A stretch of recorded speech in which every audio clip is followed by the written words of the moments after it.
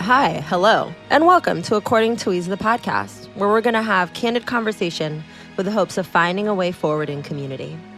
See, we exist and experience life at the intersection of our complex identities and our socio-cultural and political systems. And let's be real, the only way to dismantle it all is to start by dissecting it. So get cozy, get comfy, and let's dive in. Hello, hello, hello, wonderful humans, and welcome to whatever episode of this season that we're on. We're going to do things a little bit differently on this episode. And the reason for that is, unfortunately, and our guest will tell us if he feels differently in just a moment, but unfortunately, nothing has fucking changed on the topic of defunding the police, abolishing the police, and reimagining public safety since the interview that you are about to hear was originally recorded last summer for a different project.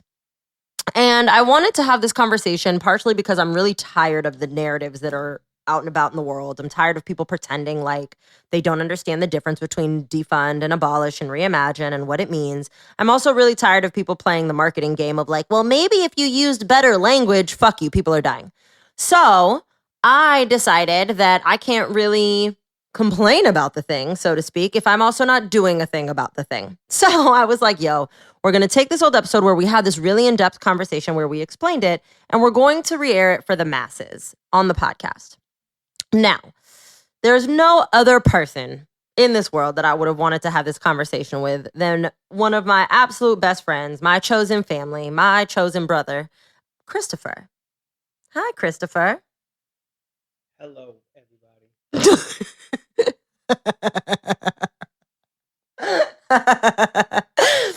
So, Chris, you don't need to do the whole, telling the people who you are thing, because they'll hear about it in a second, right? We already did that in the original interview.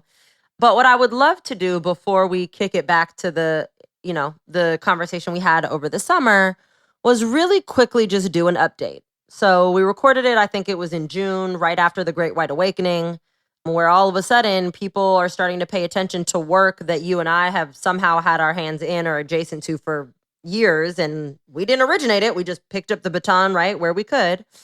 And, conversations that we're constantly talking about, facing, so on and so forth. And so we had the conversation to explain the things to people. Now, it's May. It's almost a year after the initial episode or initial kind of conversation that we had that was recorded. And just tell us real quick, from your perspective, what's changed? Has anything changed? Have we seen progress? I mean, I think there is progress to point to, and there's also backward steps to point to. I think this country, and when I say this country, I mean specifically, white supremacist institutions like policing. When these institutions begin to recognize, when the public is becoming more organized, and specifically Black folks and brown folks and Black and brown coalitions are getting more organized in confronting, institutional power. This country is really good at taking like one step forward and two steps back. So, and I don't have these stats right in front of me, but, San Francisco is one example where there was actually a meaningful reduction in the police budget. Mm-hmm. Right across the bay where I live in Oakland, Mayor Libby Schaaf just put forth a budget that dramatically increases the police budget when nobody asked for that. It was like, 30th out of 50 on the list of priorities for the people of Oakland. But Mayor Schaaf thought it was, right to increase the police budget. So I think if we look across the country, on the one hand, you can point to certain examples where, police departments are being investigated for patterns and practices of violating people's civil rights. There's some examples of budgets that have been reduced, but in many more places, we're confronted with the reality of police union lobbying power and just how much money they spend at the municipal level to pass police-friendly legislation or to pad the pockets of, political leaders so that no meaningful changes take place. And in some of the worst cases, at the national level, you have people like Biden and, a majority of Democrats who are championing the George Floyd. It's just such a poorly named, terribly named piece of policy. George Floyd Justice and Policing Act, which is trying to allocate hundreds of millions of dollars to police training and reform that we know doesn't work. So I think if you look at the whole body of evidence, I think that there is things that we could say, well, this is progress on the one hand, and you could look at other things and say, well, this is trash. We're going backwards. I think anything that is advocating for, giving more money to police for training or equipment is a losing idea. It's a failing idea.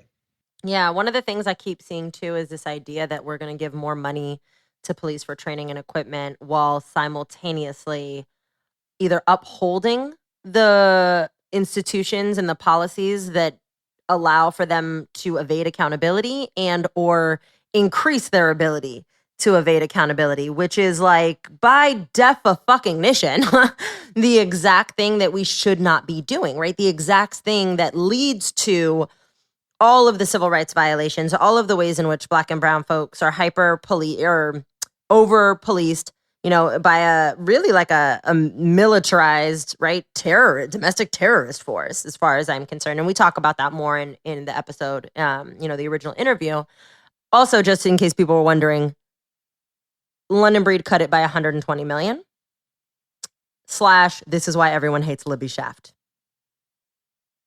Because you can do small things here and there, quote unquote, for the people, and then you can turn around and literally do the one thing that everyone has explicitly asked you not to do.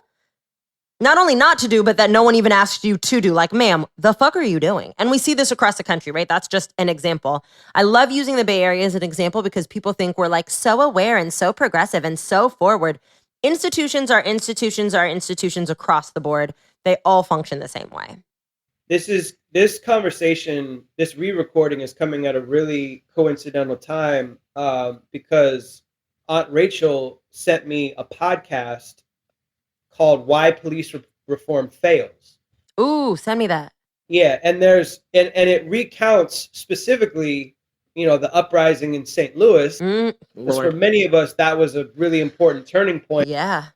In trying to confront police violence against, Black people. Yeah. And this episode digs into how, after Obama's DOJ investigated the Ferguson Police Department and found a pattern and practice of violating people's civil rights, that now 6 years later or 7 years later, nothing meaningful has changed in regards to how policing is done in St. Louis. In fact, St. Louis PD remains number one in terms of the amount of people that they've shot and killed per capita. Yep. It's the most murderous police force in the country. So we're faced with the reality that it's like, we have to get more surgical about the way that these police union contracts are written in collaboration with the city, because there's amendments and line items in those contracts that make it so difficult to actually hold police accountable or reduce their budgets or change the way policing is done in this country. So yeah, I'm reiterating the point that like throwing more money at it for training ain't it. It ain't it. Yeah. Before I close us out and kick us to the reissuing of this interview and on this public platform, the podcast, is there anything else that you want to leave the people with? Get familiar with the Breathe Act. I know you and I have talked about this over and over again, but like the movement for Black Lives, the coalition that is the movement for Black Lives, has done a tremendous job in organizing and writing this incredibly powerful piece of legislation. So when we listen at the national level, when the House or the Senate is talking, or even Biden or Vice President Harris are talking about, police reform, reject this idea that police can be reformed in this country, because they cannot. We need a radical reconstruction of the public safety system. You and I have talked about this ad nauseum. But I want folks to get familiar with the Breathe Act and begin to figure out ways to tap into local organizations in your city to advocate for the Breathe Act at the city and state level. Because if we can create enough bottom-up pressure, we can move a piece of policy like that and actually create, significant changes to this institution of policing and public safety in ways that current Democrat policy just is not going to change. So that's the one kind of big thing that I would leave people with. Boom. I will also tell people, because I'm going to plug it. Everybody knows I am, I'm part of the Nan squad. If you also are listening to us talk and you're just like, this feels really overwhelming, or I, regularly like see things in the news, or I see policy, or I see the, whatever, and you're like, I don't get it. This is exactly why Nan posts weekly, or we try to post weekly, right? But like post weekly breakdowns. Like, we've broken down so many times, like what police unions are, how they work in relationship to, members of or different, branches of the government on the city level, and so on and so forth. We've talked about these things over and over again. We put it in the newsletter. We make the connections for you. And so if you're looking also for a really easy way to like stay informed consistently with, action items and things like that, that newsletter is super, super, super crucial. And you can find the link to that in my bio on Instagram, and it'll also be in the show notes. Before we kick it to the old episode, or the previous recording, I also really want to say this, because after this aired, it only aired to a very small segment of people. I got a number of emails and DMs. The Weiss was angry. And I got a lot of, you hate police. You said Biden's not racist. I never said that. I've never said that a day in my life. You have not been paying attention. If you said that, if you think for a fucking second that I don't believe that Robinette doesn't uphold systems of oppression, this man just said America's not a racist institution, and then turned around and also said the Israeli government has a right to defend itself against rockets coming to their... Shut the fuck up. Okay? I do not stand with this man. I've never stood with this man. I've only ever said he is an easier opponent than Trump. Right? If I'm playing Mortal Kombat and it's life or death, I'm going with who I think I have a better chance of winning against. 1. 2, when we are talking about the institution of policing and systems of oppression and white supremacist institutions, let's not play the conflation game so that we can absolve ourselves of having to be accountable, responsible, and active. Okay? Some of y'all might have family that are police. Y'all have heard me interview Mario, who's a retired police officer, who's like the big brother of one of my absolute best friends, my another member of my chosen family. We can play the game all day long, but the moment that you want to conflate institutions with individuals is the moment that you have said that you would rather double down on allowing the institution to operate as it does, because you're uncomfortable with looking at how maybe your relationships or the people in your life are also a part of those institutions. And that's between you and whatever God you believe in. But don't come into my messages, my DMs, or go find Chris, who is not a visible public presence, just so that you can be angry because this conversation riles up something in you that you were not prepared to look at.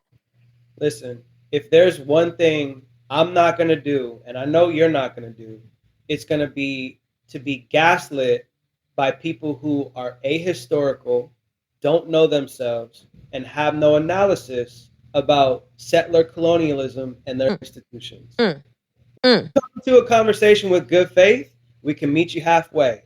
But if you're going to come with your anger and your internalized racism and have no awareness around how you're, promoting and reproducing cultures and practices of white supremacy, like, get the fuck out of here. Bye.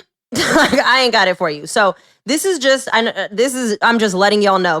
And to be clear, the reason I'm doing this is because, Chris, you might not have known this. I don't bother telling my chosen fam, like, sometimes when the whiteness is really egregious, I share it. But like, It happens all the time. And some of it was from folks who are followers, who have paid for my podia, who start sentences with, I was a huge fan until, I supported you until. I'm sorry, you supported me until it felt personal? You supported me until you felt like I was talking about you? That sounds like you need to divorce yourself and divest from your relationship with white supremacy and reconcile how that makes you feel. That's not a me problem. That's a you problem. Leave me the fuck alone.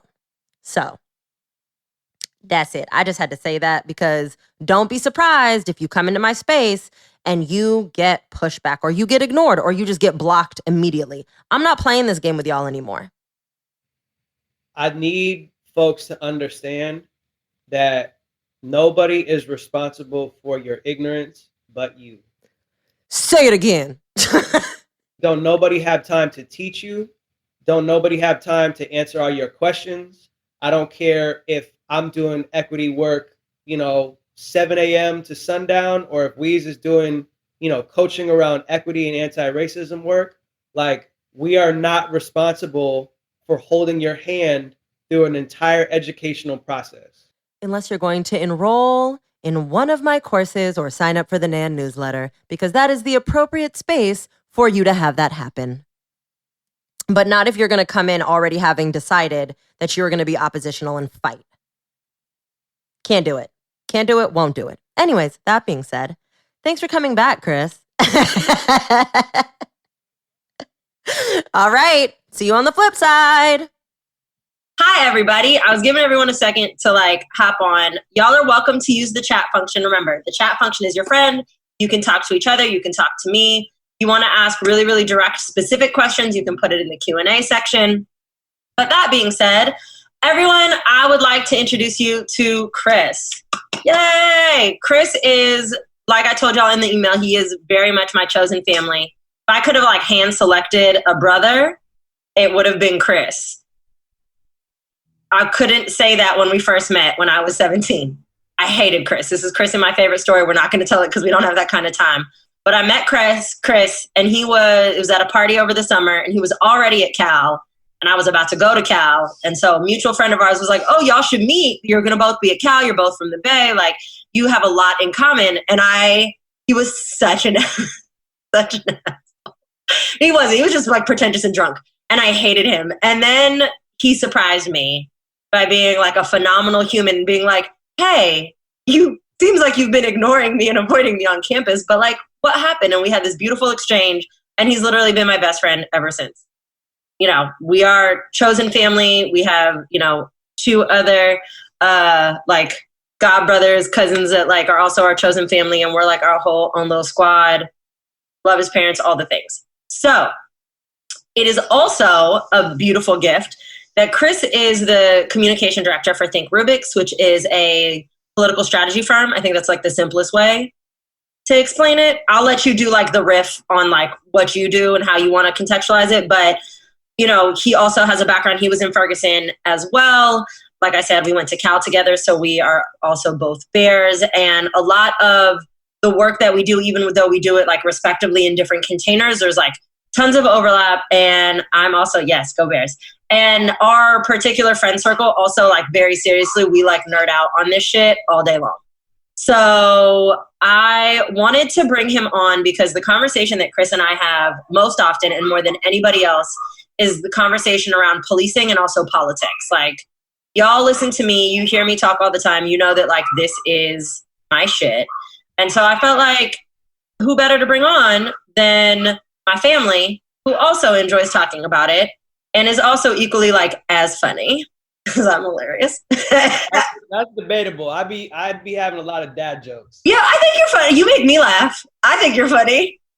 And I don't like most people's comedies. So that's all that matters. This is the part of the interview that I was most excited about, to just be showered with affirmations. Yeah, I love you. You're amazing. And I wouldn't want to do this with anyone else. The feeling is mutual. So, Chris, what do you want the people to know about you before we dive in? Thank you for that introduction. Okay. I like to answer this question 2 ways, which is, the things that I love, and then how that informs the things that I do as an everyday practice. Yes. So The things that I love the most, which is relevant for this conversation, is storytelling, design, mythology. A long time ago, my dad introduced me to Joseph Campbell, a really great comparative mythologist. I think I was 21 or 22 at the time. I got really fascinated by the way that, looking at the course of human history and civilizations across all time periods, human beings have the tendency to more or less tell ourselves and each other the same kind of story, the same kind of mythical structure, the same kind of archetypes, the same kind of characters. And that became a way for me to really understand, mass communications, systems of faith, storytelling on a broad kind of systemic society level. So I took that love, and for the rest of my career have been trying to figure out how to use this love and this skill set to advance movements for justice and equity. And I've bounced around to different parts of my career. I've landed at a dream situation, which is to work for a young, Black-owned social innovation firm where we get to do policy advocacy, political campaigns, voter engagement, public engagement on a daily basis. So to be able to have a professional career where I get to do communication strategy, design, all geared towards equity and justice, it's really a dream situation. So that is my shorthand version of an introduction. Yeah, I think that's important to contextualize it too, because people are used to me talking about always talking about the full scope, from a sociological perspective, from, I'm always talking about the story and the narrative. And that's one of the reasons why I really also just in general, other than the fact that who doesn't want to just interview their friends and their family, but that is one of the things that you're really good at, is being able to take really complex, nuanced, sometimes really high level, whether it's realities or policies or, kind of interactions, and synthesize them in ways that are really digestible. But also do this really cool forecasting that you do, that you're oh, well, based on these narratives, to your point, we've seen this story told over and over again. And every time we've seen it told previously, this has been the outcome. So you have this really unique lens on these are the things that we could shift if we want different outcomes, or we already know how this is going to happen, so we need to think ahead, so on and so forth. So I think that that's really critical, especially right now, because people are calling this a new second wave civil rights movement. I think the civil rights movement never died. It just has more stamina right now. But that's really important, because one of the things that everybody is doing right now that I'm seeing is what do we do? How do we do this? How do we recreate the wheel? And I keep reinforcing, we're just picking up batons. We need to pick up the baton from those that came before, did it before, and learn from what they did and how it worked and so on and so forth, infuse technology into it because it's a tool they didn't have, and move differently, right? So all of that being said, I want to start with, let's talk about the police. We're just going to dive right in. Yes. Okay, cool. So there is, and I'm going to preface this. I know you know this and I said it before, but I want you to pretend like I don't know any of the things. Okay? So I don't know things. Don't assume I know anything. And yeah, so you have to pretend like you don't actually know me for a little bit. Okay. All right. So that being said, but we have the same rapport. You can still talk shit. Okay. Thank God. So right now there's a lot of differing conversations, or different conversations that are happening, right? There's conversations about abolitionism. There's conversations about defunding. There's conversations about restructuring. There's also conversations, that are happening alongside all of that, that are the narrative is, oh, well, none of that is even going to be useful because then we still have the justice system. So what's the point? And what I'm realizing or wondering and noticing is it seems a lot of people are maybe having the same conversation, but because they don't have a shared language, this is happening. It's ships passing in the night. And two, people don't actually understand structurally what the police are and how they function and what the problems are with the police, and thus don't understand the calls to action, whether it's abolitionism, refund, So that being said, when we talk about abolitionism, defunding, or reconstructing, what does that mean? What is the goal and what is that born of? Great question. Great starting place.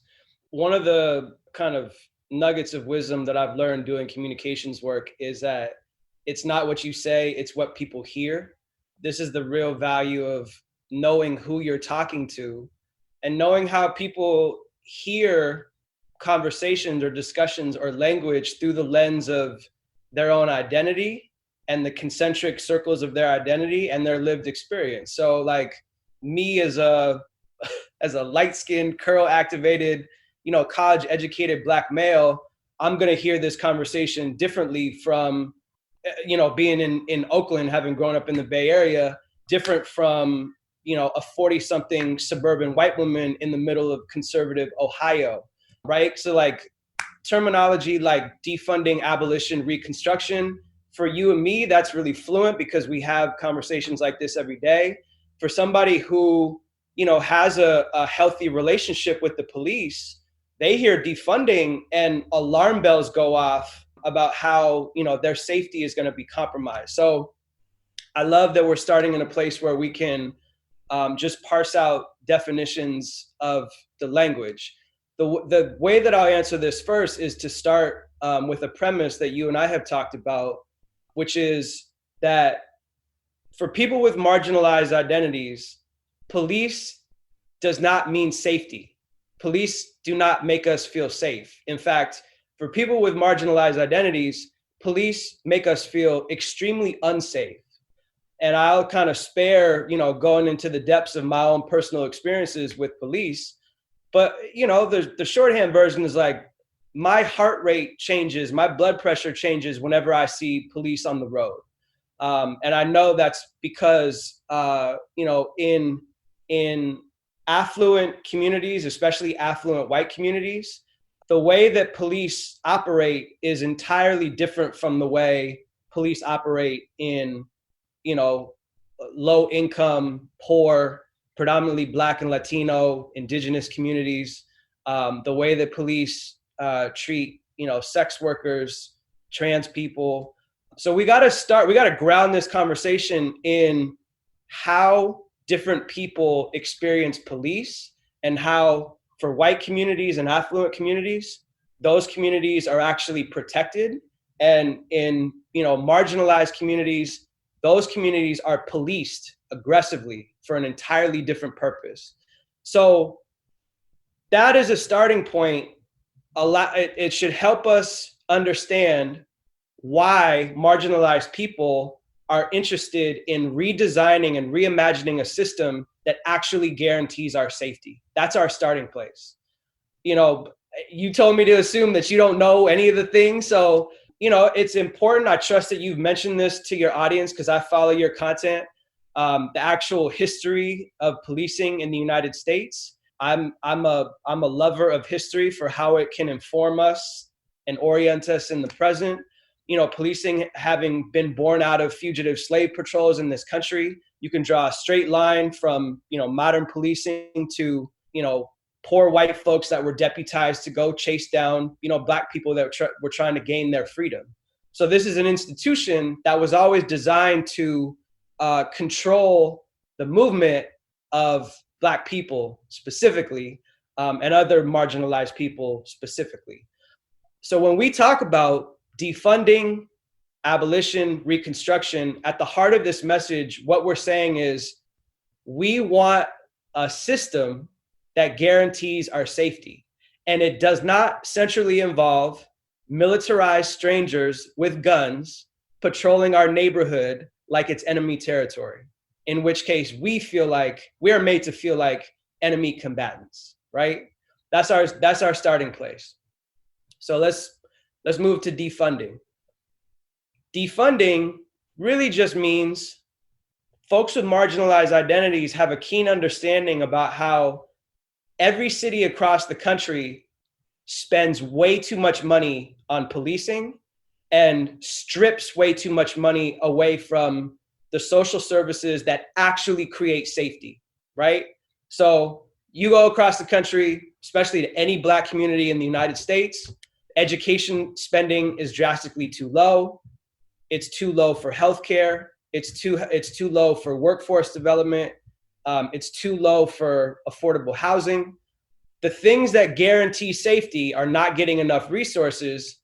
And on the flip side, there's an over amount of spending on policing and incarceration.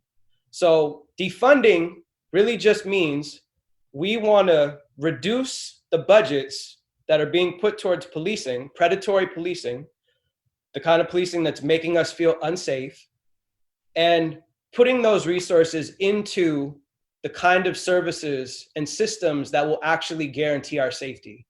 Having an affordable roof over our head, having food security, having access to healthcare, having access, to good education that leads to, good job opportunities where we can earn livable wages or higher, right? Because you go to affluent communities all over this country, you can clearly see what safety looks like.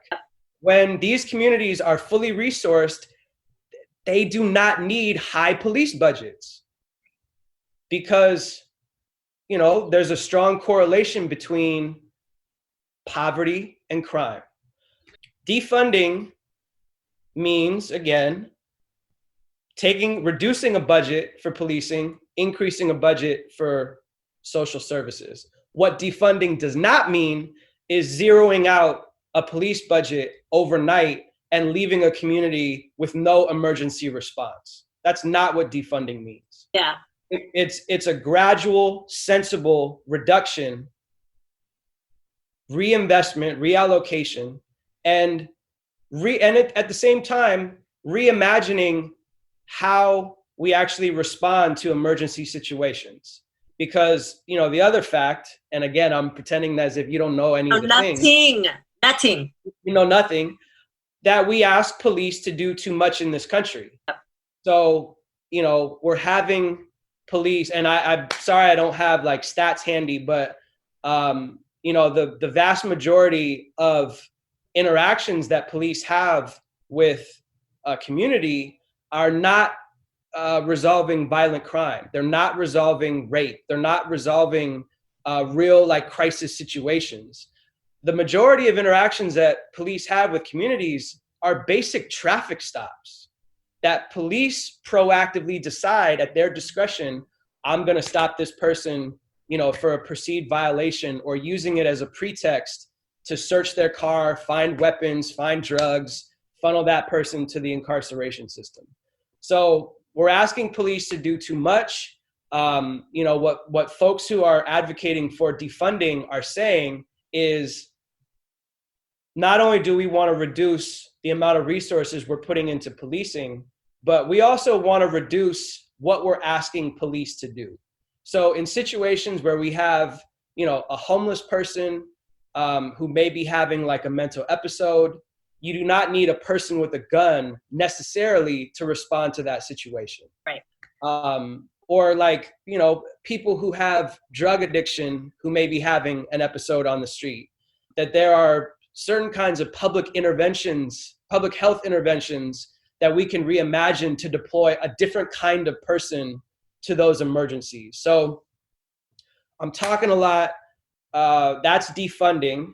I think it's also worth clarifying abolition. Yeah. I was going to say, yeah. So if that's defunding, on the other side, abolitionism does sound like, well, just fuck the police entirely, get rid of them, which I can see the way that it is currently structured, why those alarm bells are going off for people, because it sounds like get rid of the public safety system, right? And again, to be clear, this goes back to your original point. The only people that are truly having sensory responses to abolitionism are folks who have never had to experience that same raise in heart rate, right? The same militarization and the over-policing of their own communities. So they're white folks who don't see the police as a threat. They see them as safety. Yeah. And or folks who don't understand that police are not crime fighters nor crime stoppers. They are a response unit, the same way that firefighters are, the same way that EMTs are. But unfortunately, because of, speaking to storytelling, right, the way that we tell this story about cops to predominantly white folks and like young white folks and young kids, are that like cops are superheroes and, you know, the Batman, Robin, and cops, like that's the narrative that's built for them. So abolitionism sounds like nothing they want and very terrifying. So talk to us a little bit about how that's not actually the case, what abolitionism means, and why there is a cry for abolitionism. Yeah, great point and great question. So again, to just sort of refer back to the premise before we talk about abolition, it's worth reiterating that for folks with marginalized identities, you know, we recognize that the institution of policing is racist at its core. It always has been. And it has always served the function to control the movement of our bodies, to limit the boundaries of where we can go in a community, to implicitly and explicitly communicate to us where we belong and where we don't belong. And so, you know, we're beginning from the premise that in the same way that there is no such thing as a well-regulated version of white supremacy, that you cannot reform racism, right? We're talking about an institution of policing that cannot be reformed. I hope folks have been watching the news enough to see that despite the world's attention on American policing, that they didn't choose to reduce their violent behavior, they escalated their violent behavior, and not just to Black folks, to all people that would dare resist their sense of institutional authority. So this is an institution that cannot be reformed, cannot be regulated into functioning in a way that actually guarantees the safety of marginalized people. That's our premise, from which abolitionists say, in order to guarantee our safety, we need to reimagine and redesign a system that guarantees our security. And I'll say it again, that centrally involves removing militarized strangers with guns who patrol our neighborhoods like enemy territory. What that doesn't mean, because this bears repeating, we're not saying to get rid of emergency response or crisis response. It means that marginalized communities have agency and power and control over how this new institution is reimagined and redesigned to guarantee our safety in a way that is free of white supremacy, free of patriarchy, free of transphobia, free of Islamophobia, you know, free of criminalizing poverty.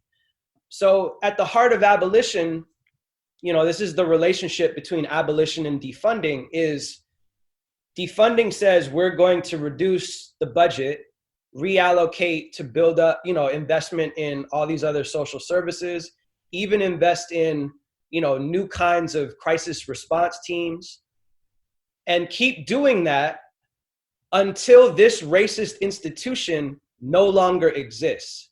And by then we will have fully, we will have proven a concept and a model for how to guarantee our safety. And then when we actually prove it, we can say, all right, we're going to scale the budget for this racist institution down to zero. We're going to fire all these racist cops, and we're going to invest in, you know, a system that actually guarantees our safety. That is how I understand abolition. And, you know, it bears repeating that so much of what will guarantee our safety is investing in education, healthcare, affordable housing, workforce development, job opportunities with livable wages, etc. And abolition is a way for all of us to not just reimagine a new system for safety and security, but also to rid ourselves of the way that we internalize the way that we police each other. The reflex that we have to look at certain people as suspicious, the involuntary reaction that we have to want to call the police to deal with, you know, suspicious people. And listen, I've been in emergency situations. I get the value of having, you know, like a crisis response team, you know, at a phone call away. But it's also gonna, like, you know, this moment is going to require us to also check ourselves and the way that we internalize the mechanisms of policing. Yeah. And why we call the police on some people and not other people, and changing the way that we relate to people in a way that is fundamentally more human. It's funny you say that. So for those that missed the news for the last couple weeks, there have been fireworks going off like no other, and they've recently stopped. But on 4th of July, so Chris and I also live like 6 minutes from each other. And we were like texting, and it was closer to my house. So I'm like, my house is being rocked. It felt like the joke was like, we're in a war zone. Like it felt like Fallujah. Like literally it did. There was no sleep all weekend, whatever. Anyways, the point is, it was interesting because even amongst friends, like a lot of like white folks that I know in Oakland were like, oh, I'm just going to call the cops and like they'll go deal with it. And my immediate response is like, I'm so annoyed, but the last thing I'm going to do is call the cops on black and brown in a black and brown neighborhood. Right. So instead, my reckless response is like, my roommates were like, what are you doing? I walked my happy ass outside into the middle of the street and went and just like banged on everybody that was shooting off fireworks. Like, what the fuck are y'all doing? Right. Granted, that could equally be just as dangerous because who knows how they're going to respond. But like, I say that to say the fact that as folks who hold marginalized identities and understand the over militarization, right, and the way that police engage, you would rather take the risk of potential confrontation amongst yourselves than introduce a third party that you know is surely going to end up with somebody dead, hurt, in prison, what have you. Right? Like you would rather take that risk because that is really lesser risk because I don't want to put any black and brown folk in that position. Yeah. Fundamentally, I feel like what we're talking about is how we do community, how we show up as neighbors to each other. Right. Because, you know, if I treat my house like a fortress and I see everybody in my neighborhood as a potential threat to my fortress, that's going to make me, you know, be prone to look at everybody as suspect and want to call the police. But like you do, if it's like, yo, y'all are my neighbors, we live in the same place, we interact on a regular basis, like, let me just holler at you real quick, because like, yo, you're fucking up my sleep. It's midnight. Now it's 2. It's midnight. Like, I love you, but like, come on. Like, people gotta work. So fundamentally, this moment requires that we change the way that we show up for each other as neighbors and change those relationships. I think that speaks to this idea also, and this is kind of just like an asterisk that I want to reinforce for like everybody watching, that this is why we talk about our society, right? And y'all hear me talk about this, like we all swim in the waters of white supremacy. Even the fact that, to Chris's beautiful analogy around us looking at our homes as fortresses instead of us being a community, that is inherently rooted in white supremacist ideological Eurocentric values around independence and right and like solitude and competition and all of those other things. But if you look at the people around you as folks that like their survival is your survival, their wins are your wins, right? Like it's a community and a collective success and well-being, then that just shifts also how you engage with folks and then how other like institutions will engage with you as well. So this is also about completely decentering whiteness. I was going to say, Weeze, I don't know if you're looking at the chat. I was going to bring that in. I didn't know if you were still like on your roll, but I do want to address this because I have all the feelings about this. So Jacqueline asked, can we have police reform without gun reform? Chris, I'll let you answer first. It's an excellent question. I think the short answer is no. I think the longer answer is we can't have either one without truth and reconciliation about white supremacy. Because a white supremacist culture is what informs our debate about gun control and whether we're able to actually, you know, enact meaningful reforms that remove AR-15s from everyday people. Yeah. I have an interesting relationship with firearms because on the one hand, I feel the need to have one. And I also logically know that having one increases my risk for violence. You know, my kind of immediate half-baked, not critical thought is that, you know, we're not going to be able to meaningful change policing systems without also changing the culture of guns and the culture of white supremacy that makes too many white people in this country think that they need to be strapped up like a small militia as they fantasize about race riots, civilization breaking down, the government coming to their door, like all of these wild mythologies and fantasies that a segment of our population has. I'm not the most well-versed person about the Second Amendment, but the Second Amendment was born out of white supremacy. The need to have well-regulated militias was about putting down slave revolts. So if we're going to talk about gun reform in this country, it brings us right back to how do we meaningfully as a country confront white supremacy and have full truth and reconciliation, truth and repair in a way that,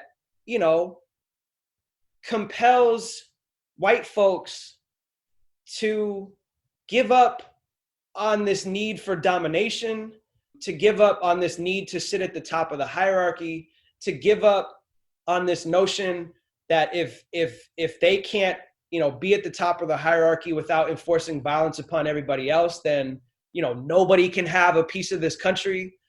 We're gonna have to have truth and reconciliation before we can even begin to talk about gun reform. That's my immediate thought. Weeze, I'm interested to hear your thoughts. So my first thought is actually, you kind of touched on it, but when I think about policing, I actually also think about white vigilantism, because that was going to be my point around when the slave patrols were originally developed. They would literally deputize, like you said, random ass white folks. It was like, yo, we need more bodies. What? Can I just interrupt you real quick? Do it. Because I read something today that is such an affirmation of your point, which is that ICE is now offering classes. Did you see this? Offering classes to teach everyday citizens how to arrest immigrants. They're deputizing white vigilantes in a formal educational class. I'm sorry to interrupt you. No. That is great, because I was going to get there. So if we go back, right, we see that white vigilantism has always been a functionality of white supremacist culture and ideology. Mm-hmm. And it has been the thing that continues to emblazon racists, right, and white supremacists and white folks who would like to maintain the power dynamics, as well as maintains the relationship between police and that white population, right? Because the police enable white vigilantism. They make it okay. We saw it with Ahmaud Arbery. No arrest was made until everybody started applying pressure. And even then, it took them a minute, right, to arrest these white folks. Mm-hmm. And the excuse was, oh, well, they were just protecting their neighborhood from a black man running, right? So if we know that that's the case, and we know that, to your point, Second Amendment was the right to bear arms had nothing to do with anything other than maintaining property, power, and dominance, and literally weaponizing, right, like white hands. Fast forward, we see Trump signaling to those same white supremacists the reminder that, your Second Amendment rights will always be protected. We're going to protect what is his direct quote? We're going to protect all of your rights as Americans, especially your Second Amendment rights. And to the final point, ICE is doing the same thing now, except instead of slave patrols, they're immigration patrols. Because we've vilified and we've demonized immigrant populations for the same purpose, right? Power, economic gain, control, that the slave patrols had originally created and black folks were initially dominated. So we have not seen an evolution of humanness, of policy, of procedure. We've seen reiterations of the exact same thing and a doubling down of white supremacist ideologies. The police and guns are functionalities of the white supremacist system in which we live. And so in reality, you do have to get rid of both. But then the and that I always place, it's a both and, right? It's a yes and. Yes. And we have to start somewhere, and we have to start with cops. Because it is actually functionally easier to abolish the police in the way that we're talking about it than it will ever be to get white folks, to separate white folks from their guns. Period. Yeah. So we have to take, like, what is actually easier? It's actually abolishing police. So I'm going to stick with that for now. Yeah. The other layer to this conversation, and this hits back on mythology, my favorite subject. It also centrally involves transforming culture. You know, at the heart of it, white supremacy is it's an apocalyptic story that white folks are living, a segment of white folks are living through right now. And the story goes something like this. The world is becoming more brown. White people are losing their place. They're losing their power as the world is becoming more brown. White people think this segment of folks who tell themselves this story think that white people are going to be replaced. Uh-huh. And this moment for them requires a doubling down on violent force as a way to guarantee what they perceive as their survival. Because there's in the world of white grievance politics, there's a huge segment of older white men who actually think they are the victims and not the perpetrators. And it's a wild inversion of reality. So this is the fascinating thing about mythology, is that, you know, despite mountains of data, despite mountains of, you know, anecdotes about lived reality, you have a segment of, you know, the American population of conservative white folks who think that they are the victims of these systems and that they have to dominate in order to guarantee their survival. And so confronting white supremacy for me is getting at the root of the lies that white folks have been told from 1608, the origins of white identity and why that identity was invented to create a separation between, you know, European indentured servants, different ethnic groups of European indentured servants, and separate them from African and indigenous slaves. And to get, you know, all these folks that were suffering under this system to stop organizing with each other, to recognize their class position and their suffering, white identity gets invented to deputize, you know, one organized group of European immigrants as slightly above, you know, African and indigenous people, deputizing, you know, violence against those people, and then having that story be told over and over and over and over again through the course of, you know, four and a half some centuries to reproduce this culture of white supremacy and white domination. So it's a confrontation that this country is long overdue to have. To me, the cultural transformation really starts with truth and reconciliation, the same way that South Africa went through, the same way that Germany went through, the same way that Rwanda went through, you know, huge truth and reconciliation commissions that actually force all of our country's people to recognize, you know, what is the truth at the heart of our history, and what is it the truth at the heart of unequal systems. And then I think that it'll be easier. The repair part, this is something that Brian Stevenson says all the time, is like, truth and reconciliation will actually make repairing these systems much, much easier. That it won't have a long-lasting effect to just repair the systems if we don't actually confront the truth about white supremacy in this country. Yeah. And I really just want to like asterisk that this is the same reason why I keep telling, you know, folks watching, folks that are in my containers, this is why you also can't, right? Like, because people, and Chris, we used to have this conversation. People will ask, like, well, what do I do? What do I do? What do I do? Right? That's the reparations. That's the repairing part. Like, I can tell you how to repair something all day long. But if you haven't gone through your own truth and reconciliation process, your own internalized identity, and like done your internal unpacking, then it's not sustainable and it's not real and it's not authentic. Right? You're still repairing, you're still getting actionable on top of a foundation that's rooted in white supremacist culture. I also just want, because somebody asked a question around this and I'm going to synthesize the question because it was very long, but it was like, okay, cool. So we abolish police, and then we have, we have new response units, whatever those units are. How do we ensure that they too are not inherently racist? Because we live in a racist society. And my quick response is we don't ensure it. The way that or rather, let me say this differently. We have to intentionally make sure that they are culturally competent by bringing people onto those teams that are either of or from the community that they are responding to. Because that's one of the biggest issues also with current policing, is that the police are coming from suburbs or outside of the actual cities, especially if they're Black and brown neighborhoods, BIPOC neighborhoods. They're coming from white suburbs. They're coming in, they're policing them. They don't live there. They're not of the community. They're not from the community. They have no investment in the community. Then they're also then taking those dollars back out of the community and spending them in their own suburbs.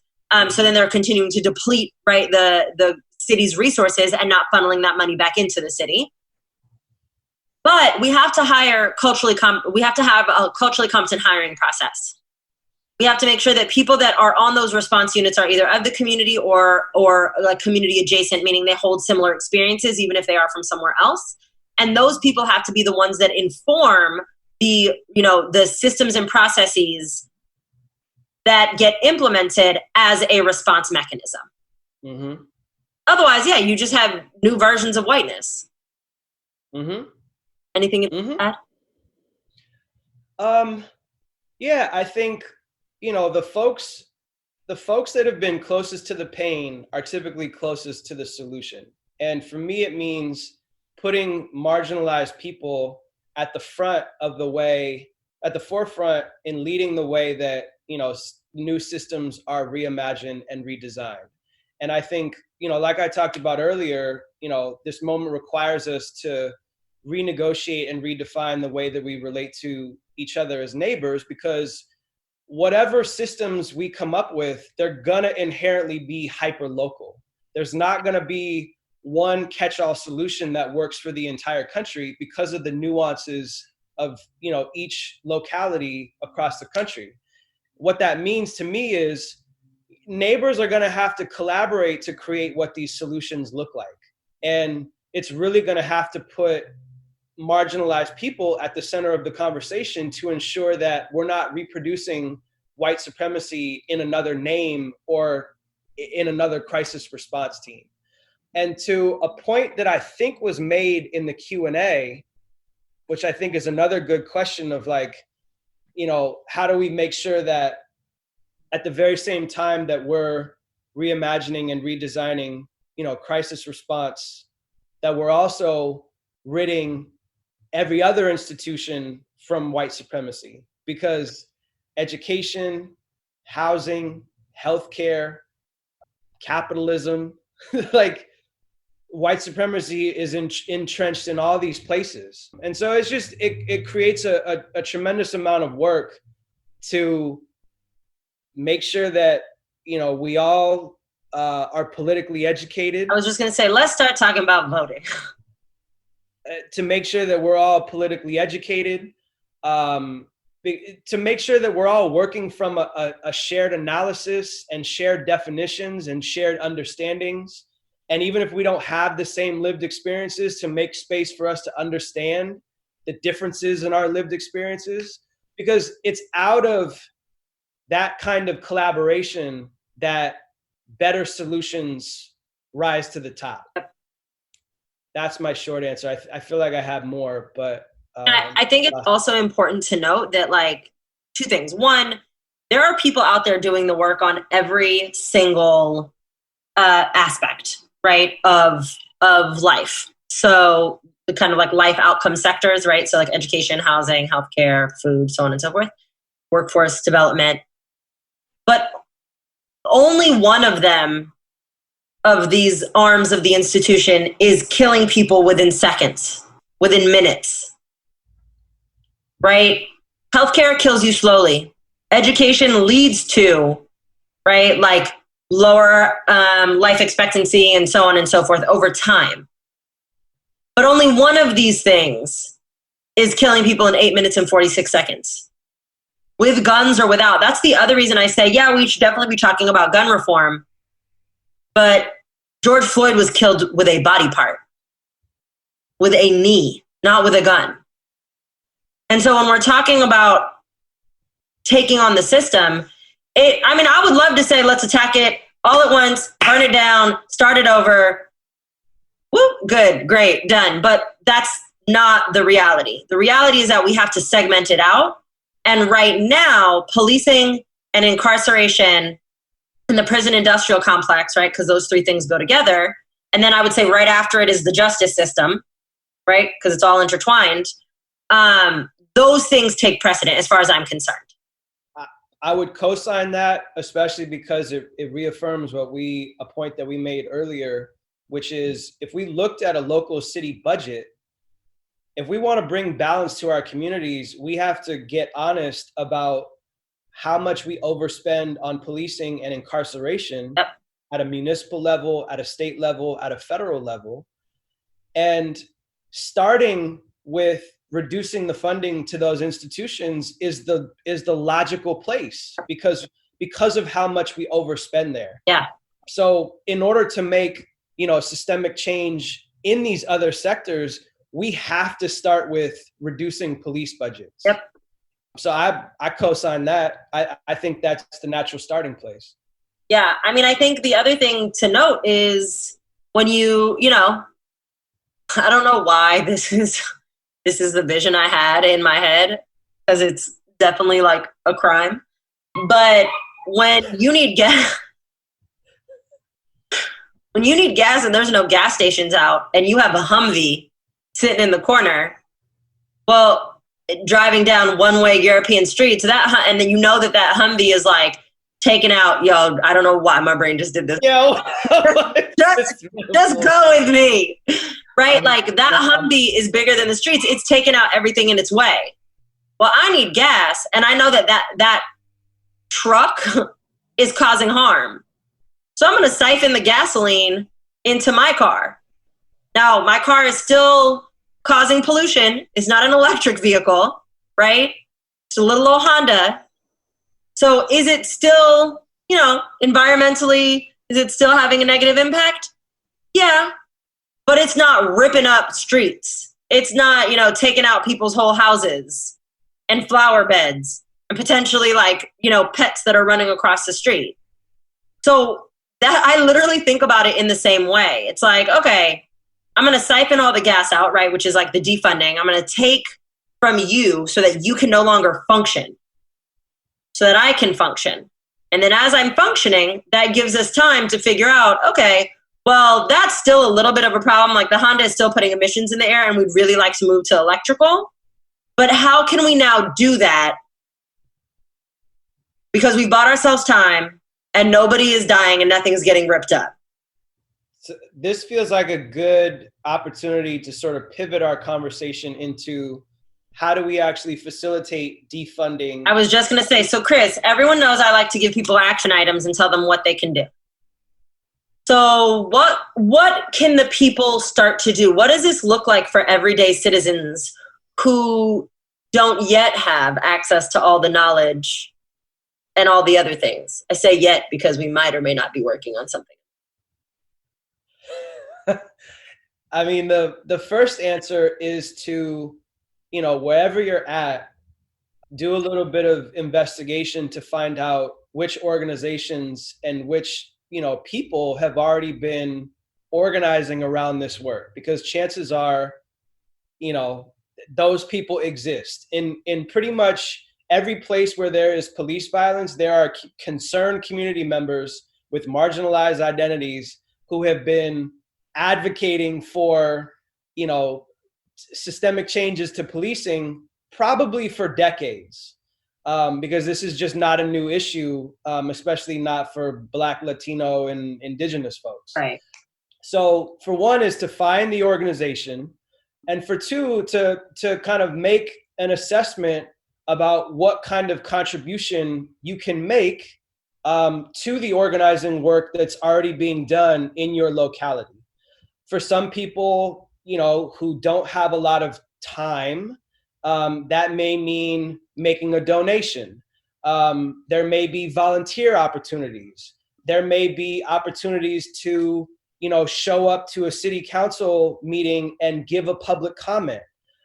City council meetings are usually set at really inopportune times for people who have full-time jobs. On purpose. So if you have on purpose, so if you have any, privilege or flexibility in your day-to-day work schedule, being able to show up to a city council meeting, give a public comment, pressure, your district representative or your mayor or your district attorney, those are ways that you can begin to have a direct impact. But I think each person is going to have to figure out where in the ecosystem of organizing do I fit in?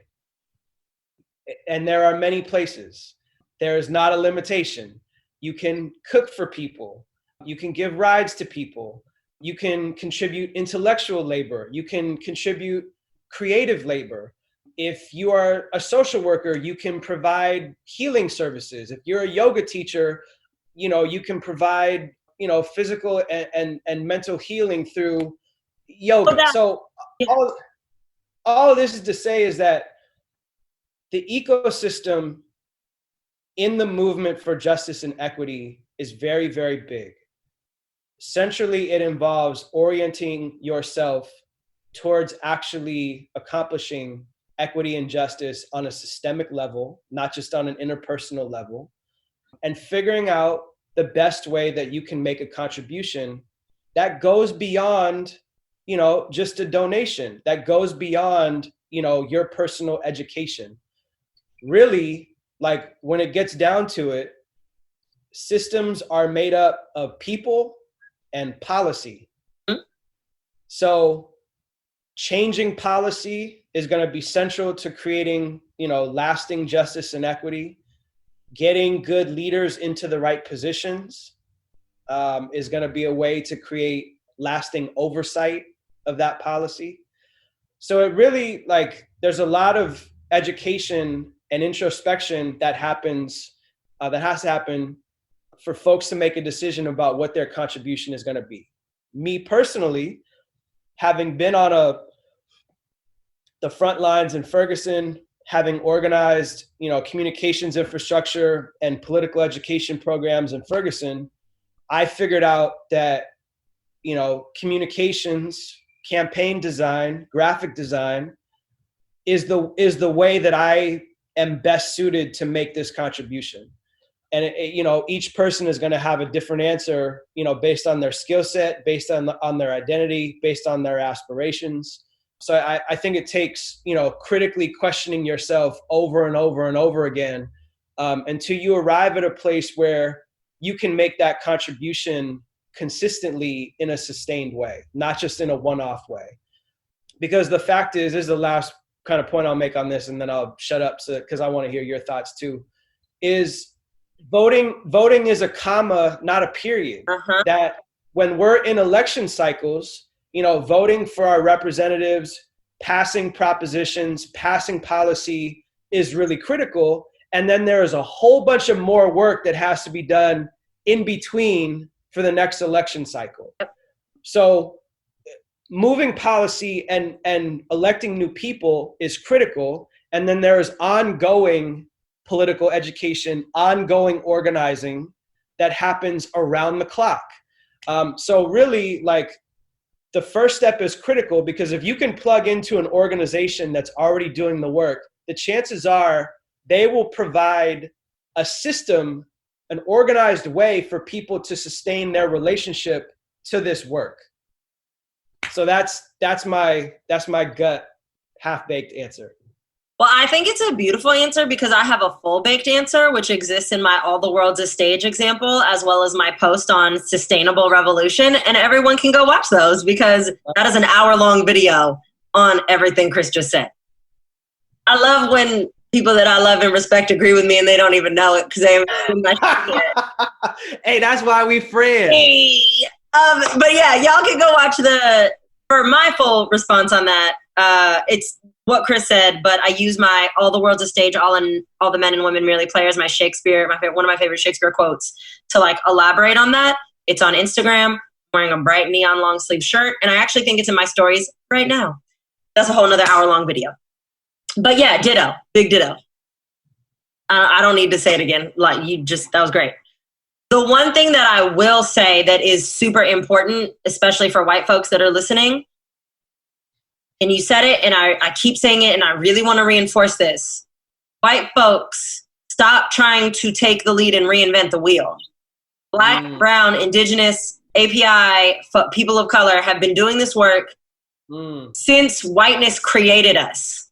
Right? Because we existed as our own autonomous tribal and communal, right, lineages and ancestral connections before we were created as Black, brown, indigenous, API. So whiteness created those identities, and we have been fighting the system that created it since its inception. We already know how to do this. We've been doing it. And remember, culture of whiteness means whiteness can't see outside of itself. So this is why for people who keep asking me about Surge, how I feel about Surge needs to have a fucking seat. Because Black, brown, indigenous people of color have been doing this forever. So find an organization that is truly led by those that exist within the communities that are actually being impacted by the harm, that are closest to the pain, that are closest to the harm, and follow their lead. They know what they need. They know how to do it. They speak the same language. Just go learn from them. You can plug in there and you're going to get it right. Especially if you're new in this journey and you're like, I don't know what I'm doing. I'm going to fuck this up. Yeah, we know you're going to, right? I always say this. White folks, y'all have been fucking up since 1440. We know you're going to. But you can minimize the potential for your fuck-ups and your harm and getting it wrong if you just become a foot soldier to an existing machine. That is, I feel like a bobblehead over here. I just keep nodding my head. Jennifer Lee, your hand is up. Do you have a question? Do you want to come on and ask the question? Or is that an accident? Just checking in. Chris, if you got like 10 more minutes, I normally do like a Q&A. Okay, we have a couple minutes left. Just want to open it up to any questions that y'all have. Because if you don't have questions, well, there's a lot more that we can just proactively talk about. An hour of time is not enough. I may give off the impression that like I have expertise about this, and like to some extent I do, but there was once upon a time where like community organizing was a very mysterious thing for me. Yeah. And it took, what I call on-ramps into organizing, which is usually like knowing somebody who has the experience or knowing an organization that's doing the work or showing up to an event where I can learn more than I know today. I think on-ramps to having a deeper relationship with the work are really, really important. And so I'm interested in any conversation which is going to demystify organizing, demystify the way that we change systems, create more on-ramps for people to get to deepen their involvement, because I think that's how we both sustain the work and also, strengthen the effectiveness of the work, because I imagine that there's a lot of intelligence and skill set in your audience that this movement needs. Benefit from, yeah. Absolutely. To benefit. And so, I'm all in favor of any conversation that's going to create. Yeah, I think that's actually a really important note, because I think people look at folks like us, or like, the McBrides or Tamika, and they're just like, oh my God, they just like figured it out. And I keep telling people like, I wasn't radicalized in this way out of the womb. Like, this was an evolution. Like, the education is the education, right? But in terms of being in it, you kind of just got to get in where you fit in at some point. And this is why I keep saying white folks, like, follow the lead of folks of color who have already been doing this, because, you know, for both of us, right, I would say that prior to Ferguson, there was like obviously an understanding and an intellectualization on every level. Fine. And there was also, you know, showing up for direct action where you didn't have to organize anything. You're just showing up. But then being in Ferguson for a lot of people was like, welcome to the party. Here's how you actually plan the party. And on that level of just like everybody coming cops, and then the National Guard, and then literally the military, and then every level of the judicial system. And then the fact that there were like how many municipalities that were all policed differently. And like, you just, again, it's that like, all right, well, I'm in it. Like, let me just let me learn it from those who have already done it. And then, right, like you evolve in that wisdom. Yes, Christopher. You're making me think of a really important piggyback that I want to make to a point earlier, which is that white supremacy, you know, when we talk about, you know, helping folks to help define their relationship to this work and figure out how they contribute to it, I think it's important to remind folks that white supremacy has entrenched itself into all institutions. Yep. and even into ourselves. And so a lot of the beginning of the work is, you know, not just obviously reckoning with the ways that we've internalized it and we reproduce it in our own bodies and ways of thinking and behaving, but rooting it out of our families, rooting it out of the companies that we work in. Because the chances is that the day-to-day places where we go, the gym, the grocery store, the place that we work, the church that we go to is entrenched with white supremacy, patriarchy, homophobia, etc. Yeah. So before we even, well, not before, but like as we're negotiating how we create systemic change on a municipal level or a state level, I'm really interested in deputizing all the folks in your audience to zero in on the institutions that they're a part of on an everyday basis. Yep. And rooting out white supremacy in the way that those institutions operate culturally, procedurally, internal policies, etc. Because I think those are really great starting places for people too. Absolutely. If you work at Wells Fargo, you got a whole lot of work to do to weed out racism. If you work at Equinox, or if you work at Safeway, Starbucks, like all these institutions have white supremacy entrenched in them and patriarchy entrenched in them. Because we're replicating hierarchy. So if hierarchy is new to you, it's the intersection of capitalism, patriarchy, and white supremacy. So we're reproducing hierarchy at every turn, right? And I will say, I actually hold the belief that, like, you know me, Chris, I always try to find the silver lining, the like, what can we learn from this? How could this possibly be good?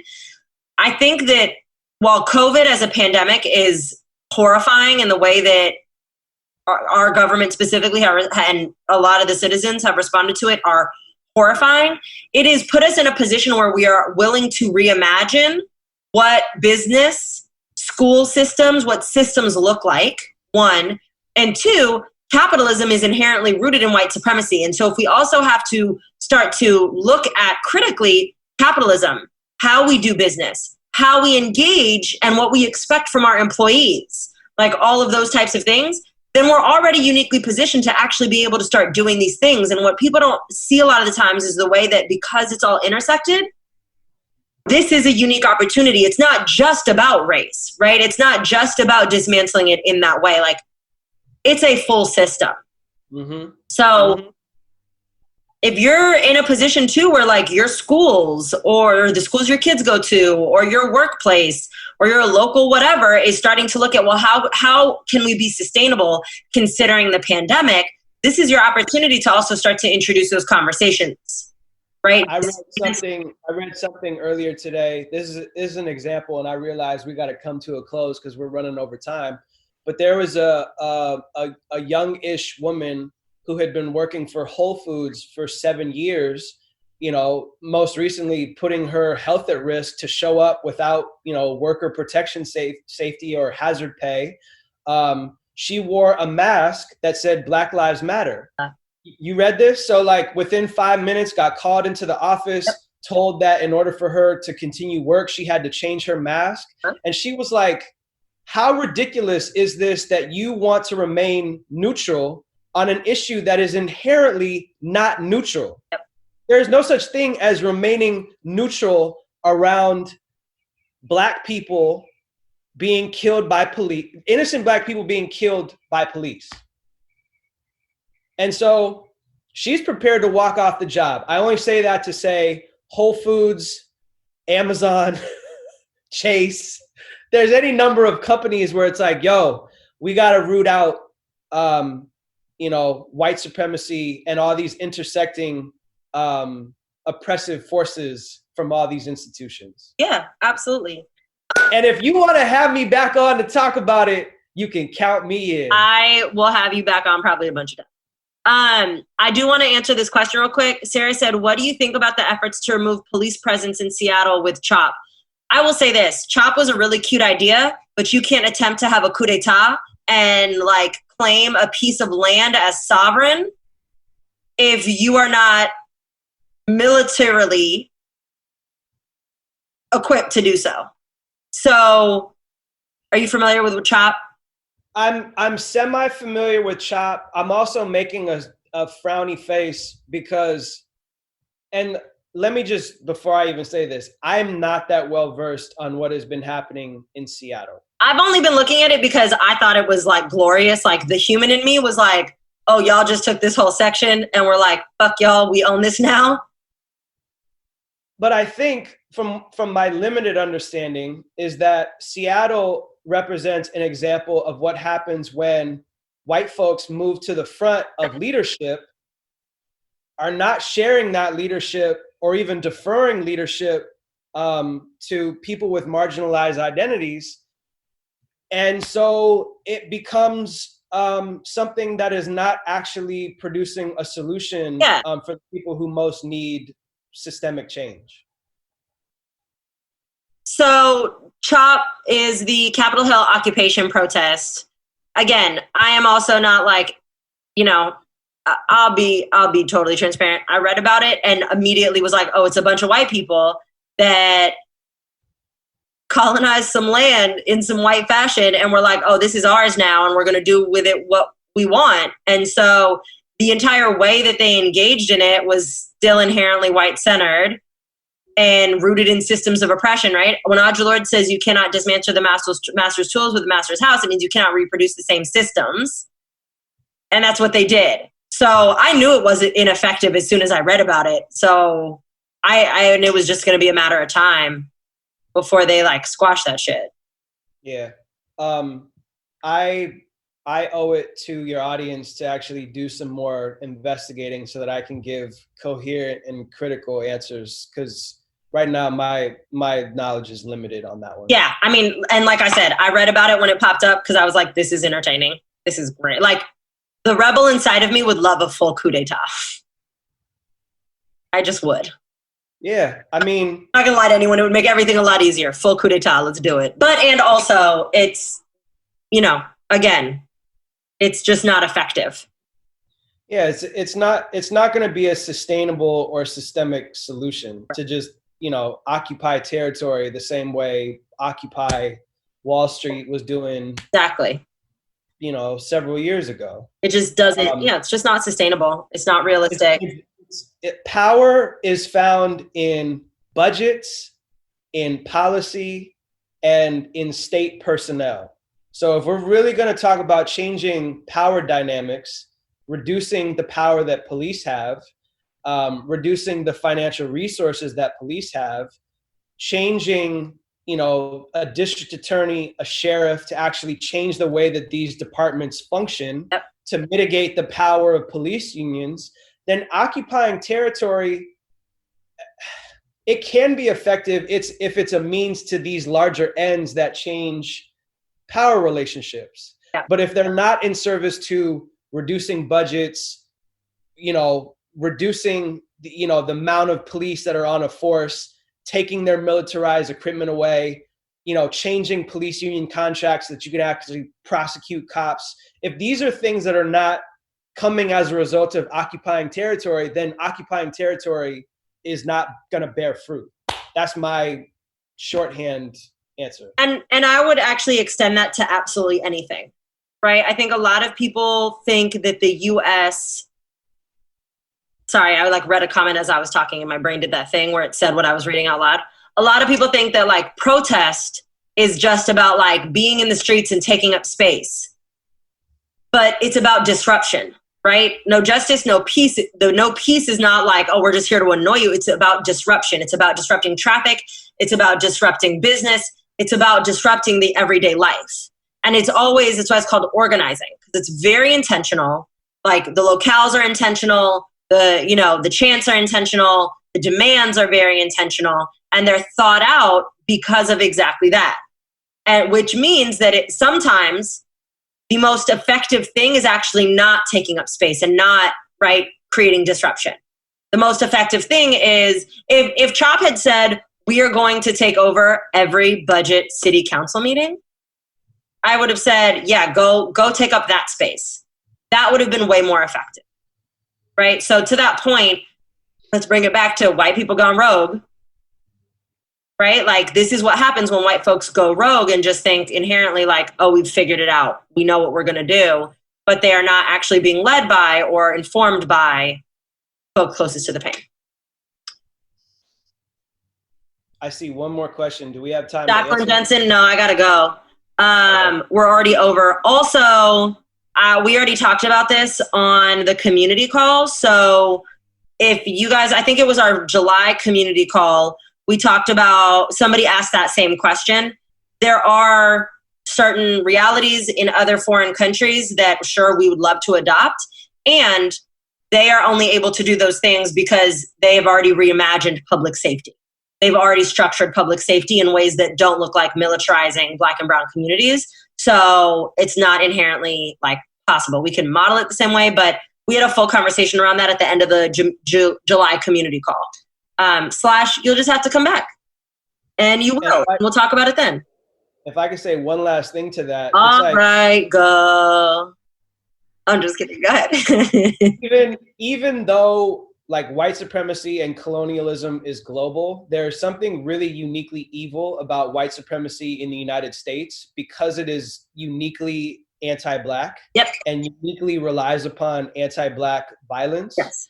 So I think, and I don't know a lot about policing systems outside of this country, but I know that whatever good examples that we could draw from, I'm skeptical that they would be able to overcome white supremacist culture in this country. I think we got a lot of work to do to confront white supremacy as a culture as we talk about redesigning these systems. Agreed. And I will say, even my experience and knowledge of policing outside of the US is strictly rooted in Europe and parts of Northwest Africa, which they're not doing great either. So because, again, of whiteness and colonization and all the things. Chris, thank you so much for being here. I really appreciate you. Thank you so much for having me. And thank you to your audience for enduring my TMI nature. Oh, listen, they listen to me all the time. Okay? They're... Like I said, anytime that you want to have these kinds of conversations, count me in. I will.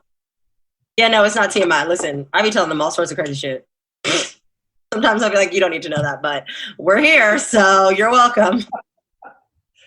I love how I'm going to get off this and text you in 10 minutes, but because I just saw that chat text. But anyways, thank you so much for being here, y'all. This will get reposted in the next 24. I appreciate, Chris, you for being here, for y'all for being engaged. I know a lot of y'all normally catch this on the replay. So for those that are watching the replay, if you do have questions, you can put it in the comments.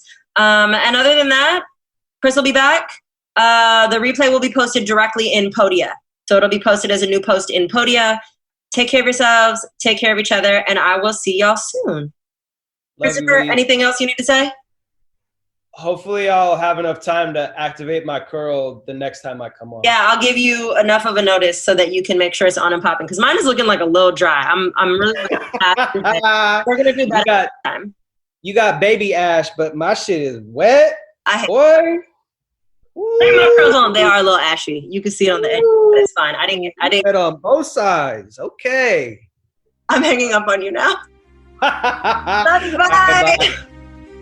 All right, y'all, that's all I got. But don't forget your action items. 1, join me on Podia, where you can get access to tons of BTS content, including a very special Weeze and Air interview with all of our guests. 2, rate, review, especially a written review. Subscribe, like, and share this podcast with all of your peoples.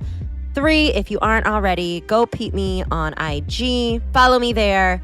And, most importantly, keep coming back. All right, until next time, toodles!